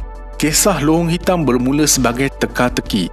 Pada tahun 1915, Carl Schwarzschild menyedari bahawa teori kenisbian Einstein yang baru ketika itu meramalkan kewujudan objek aneh yang dikenali sebagai titik ketunggalan. Terdapat tempat di mana persamaan barunya yang menggambarkan graviti seolah-olah tidak tentu hala. Di dalam lohong hitam itu terdapat tempat yang aneh di mana masa berhenti dan ruang menjadi tidak terhad. Pada masa itu, ramai saintis termasuk Einstein menganggap mereka terlalu pelik untuk diselidik secara serius. Walau bagaimanapun, sepanjang 100 tahun sejak itu, telah banyak bukti yang dapat dikaitkan dengan kewujudan titik ketunggalan sebagai lohong hitam. Lohong hitam adalah objek paling misteri di alam semesta. Apabila jirim berada dalam ruang yang begitu kecil dan ia sangat tumpat, sehinggakan daya graviti menghalang cahaya daripada terlepas. Ia seolah-olah pintu sehala dari alam semesta kita tanpa jalan keluar. Saintis tahu ia berada di tengah-tengah galaksi dan ia memacu cara galaksi tersebut berkembang dan cara galaksi tersebut mati. Ia menelan gas dan bintang. Pemerhatian melalui makmal ekstrim memerlukan instrumen yang hebat. Graviti besar lohong hitam adalah halangan untuk melihatnya secara langsung.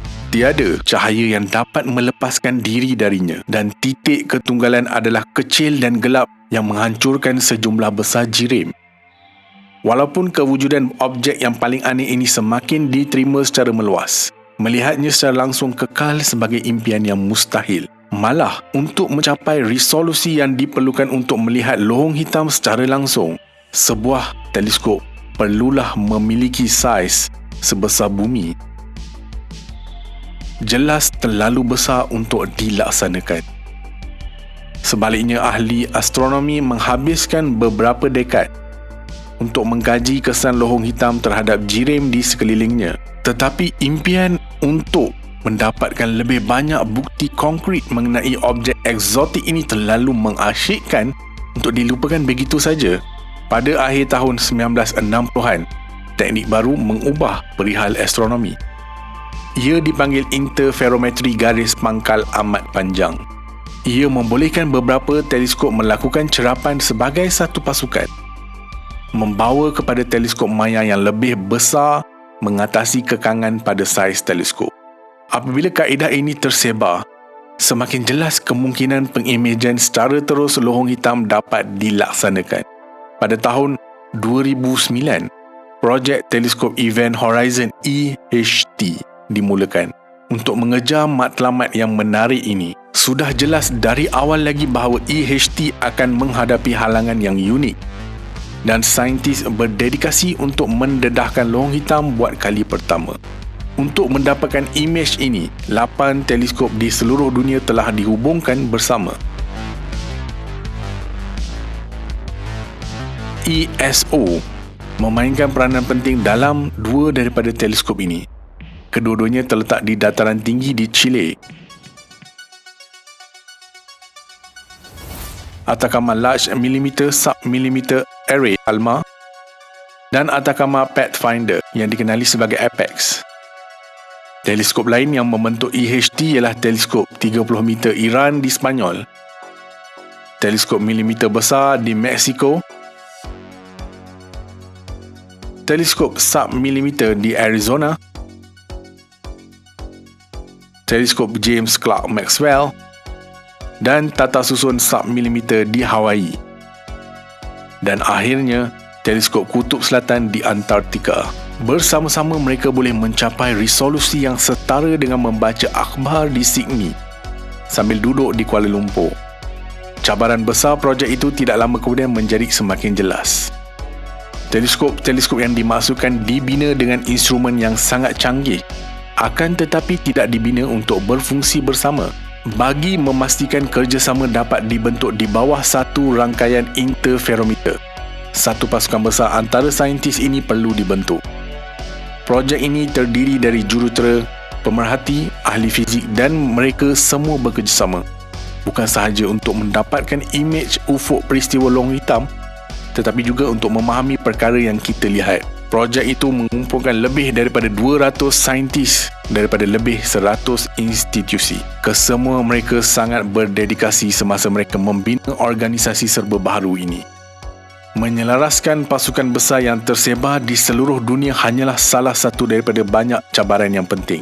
Dengan projek itu menetapkan penanda aras baharu untuk kepintaran manusia. Terdapat banyak skop untuk perkara yang tidak kena dan satu demi satu perkara itu berlaku. Kegagalan peralatan, kegagalan kuasa, pemacu keras tidak mencukupi untuk menyimpan data. Percaya atau tidak, pada satu ketika, beberapa saintis telah bertikam lidah sewaktu melakukan cerapan. Tidak lama kemudian projek itu berada dalam keadaan yang teruk. Lokasi teleskop juga memberikan cabaran praktikal yang besar. Persekitaran yang terbaik untuk melihat langit malam selalunya merupakan tempat yang paling sukar untuk membina balai cerap. Teleskop EHT tidak terkecuali. Terdapat tapak terpencil yang tersebar di 4 benua, termasuk balai cerap di gurun Atacama, Chile yang tandus, dataran beku di Antartika dan di atas gunung berapi yang tidak aktif di Hawaii. Kesemua teleskop ini terletak jauh dari tamadun manusia, di mana pencemaran cahaya tidak mencemarkan langit malam. Tetapi bagi ahli astronomi yang meneroka teleskop untuk mengambil data, mengasingkan diri ke tempat terpencil ini merupakan satu hobi yang sangat mengasyikkan. Tempat yang sangat kering di altitude tinggi adalah sesuai untuk pemerhatian kerana ia mengelakkan wap air di atmosfera yang mengganggu cahaya daripada objek astronomi. ALMA dan APEX terletak di penara tinggi pada ketinggian 5,000 meter di gurun Atacama, Chile yang tandus, tempat yang kontang dan berfungsi sebagai tempat ujian untuk perayaan marikh. Orang yang bekerja di sini terpaksa menggunakan tangki oksigen kerana udara terlalu nipis untuk bernafas. Ancaman penyakit pada ketinggian juga dikongsi oleh pemerhati di teleskop James Clerk Maxwell. dan susunan submilimeter yang terletak berhampiran puncak gunung berapi tidak aktif Mauna Kea di lokasi terdedah yang tinggi di atas paras laut ini. Ahli astronomi menghadapi risiko dehidrasi yang serius dan strok haba. Pada skala suhu yang bertentangan, pemerhati di teleskop Kutub Selatan di Antartika terpaksa menahan suhu di bawah sifar untuk jangka masa yang panjang. Di sini terdapat cabaran unik pada musim sejuk. Matahari tidak pernah terbit di atas ufuk. Segala risiko ini memberi kesan psikologi kepada manusia. Malam tanpa tidur dihabiskan bekerja di kawasan yang mencabar ini. Selepas hampir sedekad, EHT akhirnya bersedia untuk menggunakan kesemua 8 teleskop sebagai satu instrumen. Pada 5 April 2017, EHT buat pertama kalinya disasarkan kepada sasaran bintang yang terpilih untuk projek ini, M87. Lohong hitam di tengah-tengah galaksi yang sangat besar, Messier 87. Kira-kira 55 juta tahun cahaya dari bumi. Mengkaji dunia gelap jauh di pusat galaksi puluhan juta tahun cahaya mungkin kelihatan seperti pilihan yang pelik. Terdapat banyak lohong hitam yang lebih dekat dengan bumi. Tetapi bintang M87 dipilih dengan teliti. Ia mempunyai 2 kelebihan besar. Ia adalah salah satu lohong hitam terbesar yang diketahui, memberikan ahli astronomi peluang yang lebih baik untuk melihatnya berbanding lohong hitam yang lebih kecil, dan ia tidak terlalu jauh ke utara maupun selatan. Amat penting jika teleskop di seluruh dunia memerhatikannya pada masa yang sama. Tamat pemerhatian pada waktu malam, fasa kerja baharu bermula. Untuk mengetahui apa yang telah mereka lihat, para saintis terpaksa bersusah payah menggabungkan dan menganalisis data 2 pusat pengiraan, satu di Eropah dan satu di Amerika Syarikat. Menggabungkan kuantiti data yang mengejutkan, kira-kira 350 terabyte sehari daripada setiap teleskop. Data itu perlu diselaraskan dengan jam atom yang begitu tepat, sehingga mereka kehilangan 1 saat sahaja bagi setiap 10 juta tahun, dan kemudian diangkut pada cakra keras berisi helium khusus. Pemacu mengandungi begitu banyak data yang mengandungi hasil usaha para petugas. Selepas berjam-jam bekerja pada data dan imej mulai terbentuk, imej ini akan memberitahu ratusan saintis sama ada hasil kerja sedekad ini telah mencapai objektif ataupun tidak. Walaupun lohong hitam itu sendiri gelap sepenuhnya, ia mempengaruhi laluan foton yang bergerak di sekitar mereka dan meninggalkan tanda yang jelas pada cahaya dari cakra tokokan yang mengelilingi lohong hitam. Cakra besar jirim secara beransur-ansur berputar ke arah perumahnya. Jirim yang masuk menjadi sangat pekat menyebabkan geseran memanaskannya untuk membentuk plasma bercahaya. Laluan cahaya yang dipancarkan oleh gas bercahaya ini ditentukan oleh lohong hitam. Cahaya yang melintas berdekatan dengannya dibengkokkan oleh graviti yang sangat besar menyusuri tepi. Tetapi cahaya melewati secara dekat gagal melepaskan diri. Dilihat dari bumi dengan teleskop radio, kesan ini menampakkan diri sebagai bayang-bayang lohong hitam. Kawasan tengah gelap memberi bayangan terhadap plasma bercahaya. Selepas 2 tahun pengiraan yang teliti, imej itu akhirnya siap. Diambil dari jarak 55 juta tahun cahaya yang mengujakan. Imej itu mendedahkan struktur seperti cincin dengan kawasan tengah gelap buat kali pertama dalam sejarah. Bayangan lohong hitam. Sangat menakjubkan. Kita mempunyai imej yang kelihatan seperti simulasi. Jadi ia adalah pertemuan yang luar biasa antara teori dan percubaan, dan ia menjanjikan kejayaan luar biasa. Pencapaian bersejarah ini merupakan peristiwa penting dalam pemahaman kita yang berkembang tentang alam semesta dan juga menetapkan prinsip baru untuk kerjasama global dalam penyelidikan saintifik. Apabila EHT diperluaskan, ia akan membolehkan kita menyiasat soalan mendalam yang menarik penyelidik ke lohong hitam. Sejauh manakah hukum fizik kita bertahan dalam keadaan paling ekstrim yang kita ketahui? Bagaimana mekanik gas, sinaran dan zarah di sekeliling lohong hitam berfungsi? teori manakah yang betul dan manakah akan terurai dengan pemerhatian yang lebih tepat. Hanya masa yang akan menentukan misteri mana yang akan dibongkarkan oleh EHT seterusnya. Ini adalah imej sebenar lohong hitam galaksi kita. Lohong hitam Bima Sakti. Pengimejan lohong hitam kelihatan seperti sebuah mimpi yang mustahil. Lagipun, ianya gelap dan tidak memancarkan cahaya. Jadi, dengan cara apa kita boleh melihatnya?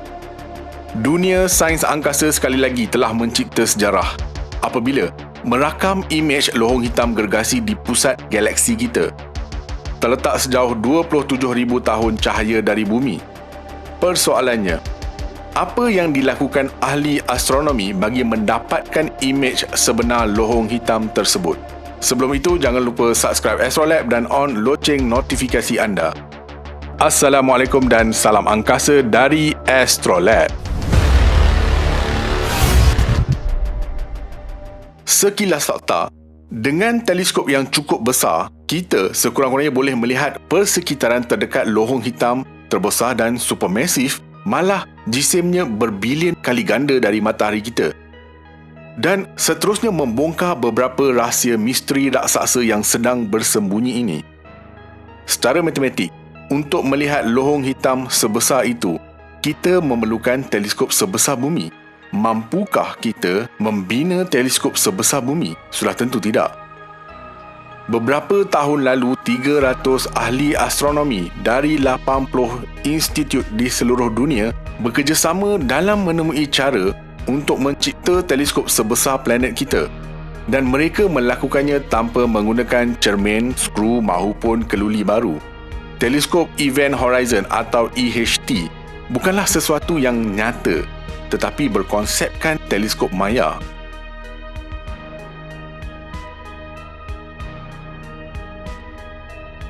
Hasil kebijaksanaan dalam menggunakan radio teleskop berkuasa tinggi sedia ada, termasuk ALMA dan Apex yang dimiliki bersama oleh ESO. Mereka menggabungkan pemerhatian mereka dengan teknik yang dikenali sebagai interferometri garis pangkal amat panjang, satu cara yang tidak pernah dilakukan oleh sesiapa pun sebelum ini. Mungkin anda tidak pernah mendengar kaedah ini di sekolah dahulu, tetapi sebenarnya ia berfungsi dengan baik. Seperti yang ditunjukkan oleh pasukan EHT pada tahun 2019. Ketika itulah mereka mendedahkan objek gergasi di tengah-tengah galaksi M87 ke dunia secara umum. 55 juta tahun cahaya jauhnya dari kita. Imej pertama lohong hitam. Untuk memahami dengan tepat betapa sukarnya perkara itu, Astrolab akan jelaskan beberapa fakta. Pertama sekali, anda harus tahu bahawa teleskop EHT tidak dapat melihat lohong hitam sendiri kerana ia tidak kelihatan. Sebaliknya, mereka mengambil isyarat radio daripada gas yang panas dan bercahaya di sekelilingnya dan merakam bayang-bayang lohong hitam di sekitarnya. Teleskop dalam tata susun EHT haruslah diarah dengan tepat pada kedudukan yang sama di langit pada masa yang sama. EHT boleh mengesan sama ada salah satu teleskopnya yang terletak ribuan kilometer antara satu sama lain memiliki perbezaan walau hanya 1 mm dan jika pemasaan dianjak sebanyak 1 trilion saat. Selanjutnya, pengimejan lohong hitam dalam M87 memerlukan penggabungan pemerhatian semua teleskop dalam rangkaian untuk membolehkan ahli astronomi mendapatkan gambaran yang lebih jelas. Selain itu, interferometri berfungsi dengan baik jika anda mempunyai teleskop yang banyak. Pasukan itu mempunyai 8, walaupun kini rangkaian telah berkembang kepada 11 buah teleskop. Jadi, pasukan EHT terpaksa membangunkan algoritma khas supaya dapat mengisi kekosongan dan membina semula imej mereka. Ia seperti menggali jawapan teka-teki dengan kebanyakan kepingan hilang, cuba memikirkan apakah imej yang akan terbentuk secara keseluruhannya. Untuk menentukan sama ada keputusan itu menepati kaedah saintifik, mereka menggunakan pelbagai cara. Simulasi komputer untuk mengenal pasti ralat diperkenalkan oleh rangkaian teleskop mereka. Pasukan yang berbeza bekerja secara berasingan membina semula imej dengan cara yang berbeza, teknik dan perisian baru. Kerja ini mengambil masa bertahun-tahun sehinggalah saintis memastikannya telah melakukannya dengan betul. Barulah mereka menunjukkan imej atau hasil kerja mereka kepada dunia.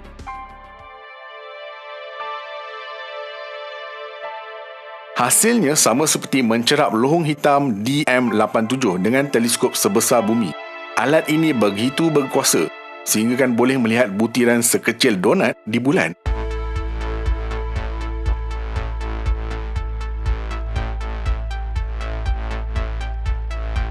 Jadi, apa rancangan seterusnya untuk EHT? Kalau dah berjaya lihat black hole di galaksi lain, sudah tentu kita mahu melihat black hole galaksi kita sendiri.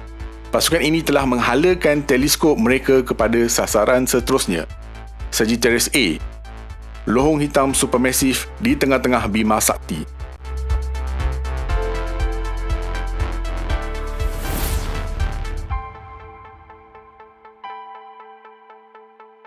Sagittarius A adalah lebih dekat dengan bumi berbanding M87.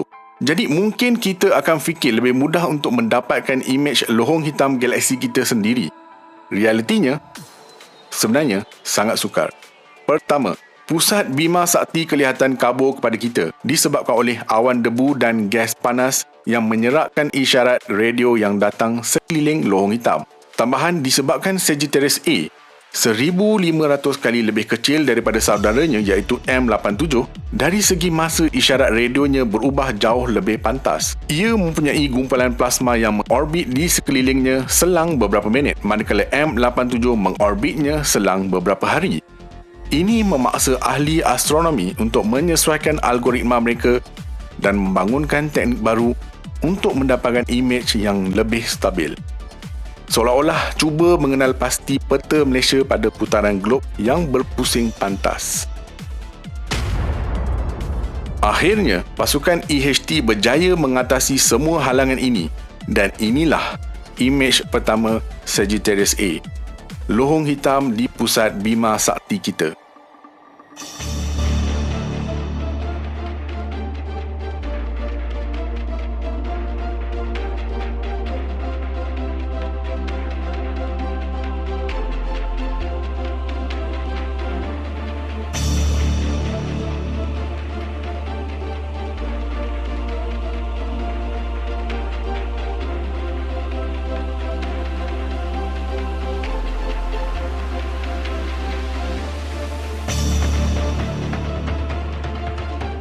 Manusia kini memasuki fasa dunia teknologi angkasa lepas yang jauh lebih mencabar.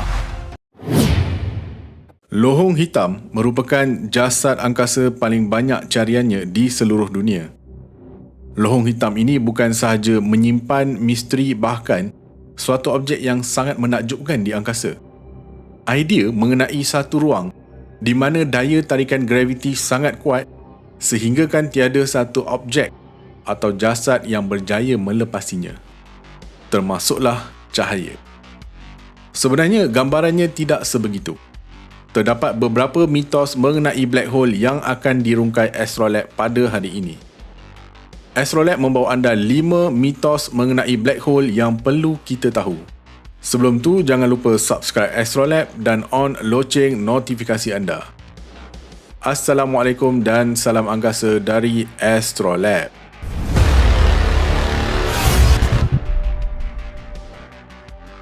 Mitos pertama. Seperti yang ditunjukkan teleskop Event Horizon ini, cahaya dapat dikesan di sekitar ufuk peristiwa lohong hitam. Ini adalah sempadan di antara ruang normal dan ruang yang dipengaruhi graviti lohong hitam, di mana tidak wujud sebarang jalan keluar. Sebahagian dari cahaya ini berasal dari cakra tokokan, sebuah struktur rata yang terdiri dari habuk, gas dan debuan. Daya geseran akan menggerakkan cakra tokokan ke arah ufuk peristiwa. Cahaya juga berasal dari aliran jet yang mendorong bahan ke luar sepanjang kutub utara dan selatan cakra tersebut. Mitos kedua. Lohong hitam terdiri dari pelbagai saiz dan ditentukan oleh jisim mereka. Graviti yang runtuh pada bintang kecil dan berjisim besar akan menghasilkan lohong hitam kecil. Hasil penyelidikan terbaru mendapati lohong hitam aktif pada terasa sebuah galaksi. Dr. Dan Evans, Ahli astrofizik di Ibu Pejabat NASA mengatakan terdapat hubungan langsung antara permulaan lohong hitam superbesar dengan permulaan galaksi yang bersesuaian.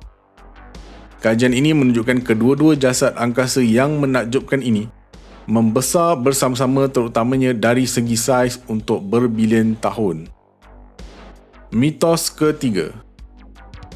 Sekiranya anda berada dalam jarak beberapa ribu batu dari lohong hitam, graviti kuatnya akan menarik anda ke pusatnya. Sebenarnya, kita dapat berada dekat dengan black hole. Sekiranya anda menghampiri lohong hitam dengan jisim sama dengan matahari kita, anda boleh mencapai jarak yang sangat dekat. Oleh itu, bayangkan jika kita menggantikan matahari kita dengan lohong hitam dengan jisim yang sama. Semua planet akan terus berputar di sekitarnya pada kelajuan dan jarak yang sama seperti mana sekarang. Tiada apa yang akan berubah. Mitos keempat. Apa sahaja yang memasuki lohong hitam, tidak ada apa-apa yang boleh keluar atau melepasinya. Tidak. Ternyata radiasi dapat meloloskan diri dari black hole. Salah satu sumbangan Stephen Hawking adalah teori bahawa lohong hitam tidak begitu padat dalam konteks kuantum mekanik. Kebocoran perlahan dari apa yang dikenali sebagai radiasi Hawking akan, dari masa ke semasa, menyebabkan lohong hitam mengeluap. Mitos kelima. Saintis menemui black hole terkecil dengan jisim kira-kira 3 kali ganda dari matahari pada jarak 1,500 tahun cahaya.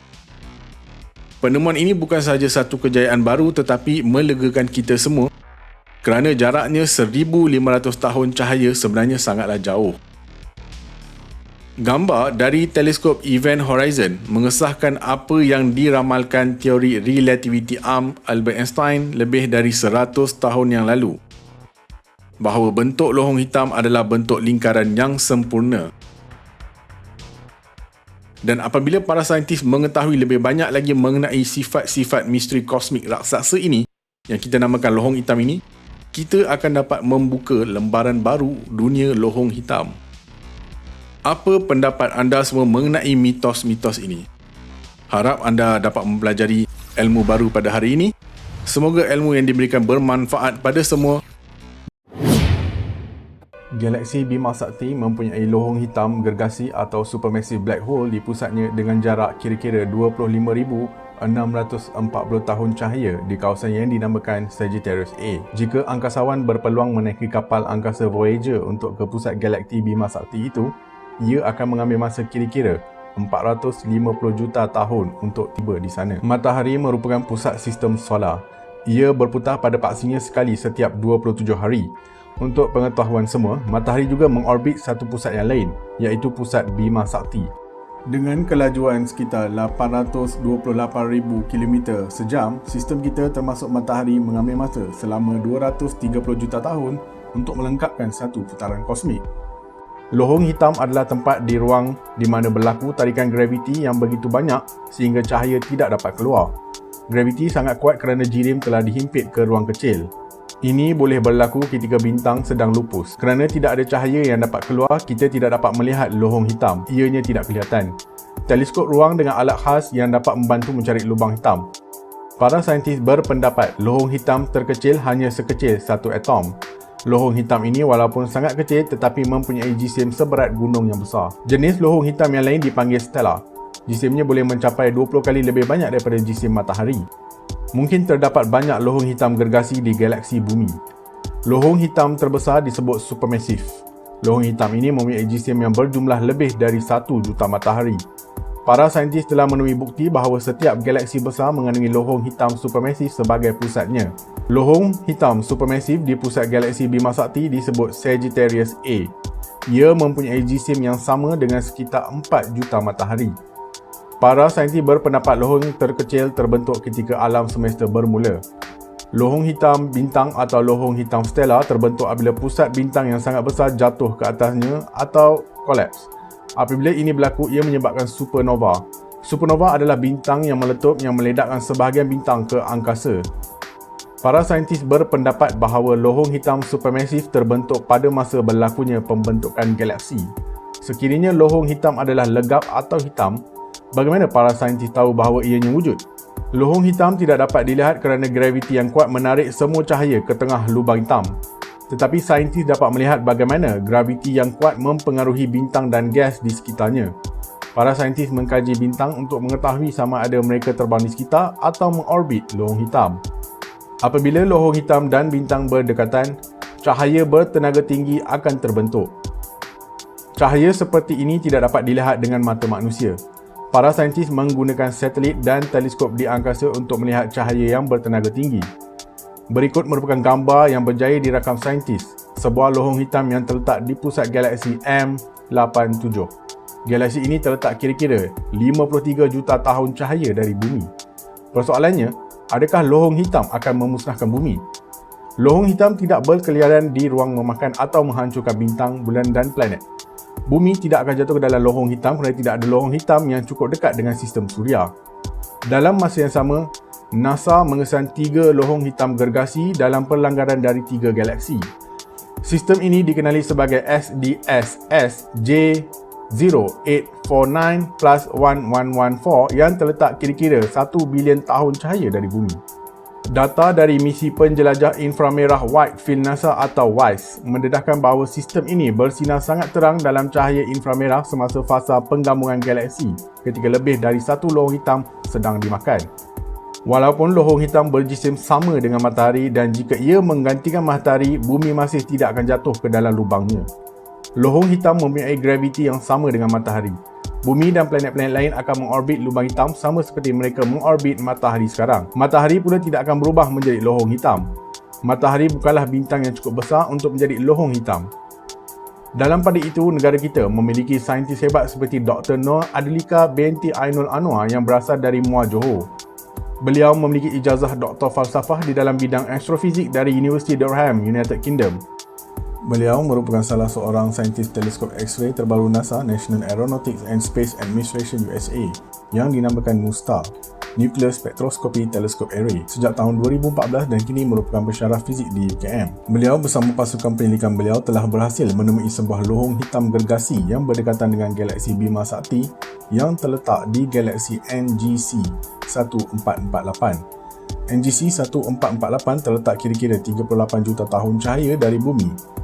Lohong hitam raksasa kadang-kadang bersembunyi di sebalik gas dan habuk dan ini menyukarkan teleskop untuk mengesan black hole. Apakah peranan sebenar lohong hitam? Adakah lohong hitam merupakan laluan intergalaksi dan berperanan sebagai terowong pintas?